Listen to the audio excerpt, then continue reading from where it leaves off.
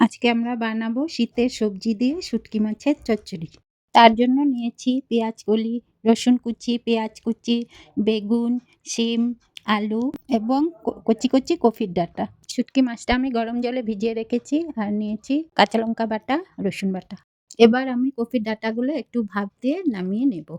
এবার কড়াইয়ে তেল দিয়ে তেল গরম হয়ে গেলে কালো জিরে ফোড়ন দিয়ে দেব। এবার আমি পেঁয়াজগুলো দিয়ে সামান্য ভেজে শুটকি মাছগুলো দিয়ে দেব। শুটকি মাছগুলো ভাজা হয়ে গেলে ভেঙে যাতে না যায় তার জন্য মাছগুলো তুলে রাখবো। এবার ওই তেলে কেটে রাখা সবজিগুলো দিয়ে একটু ভেজে নেব। এবার হলুদ, লবণ, লঙ্কার গুঁড়ো, কাঁচা লঙ্কা বাটা আর রসুন কুচি দিয়ে একটু নাড়িয়ে ঢেকে দেব। ঢাকনা খুলে ভেজে রাখা শুটকি মাছগুলো দিয়ে রসুন বাটা দিয়ে নাড়াচাড়া দিয়ে সামান্য জল দিয়ে দেব। জল দিয়ে আবারও কিছুক্ষণ ঢাকা দিয়ে রেখে দেব।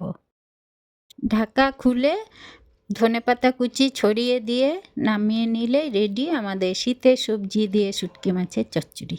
আমার রান্নাটা তোমাদের কেমন লাগলো কমেন্ট করে জানিও এবং আমার চ্যানেলটিকে সাবস্ক্রাইব করে দিও এরকম নতুন নতুন রেসিপি পাওয়ার জন্য।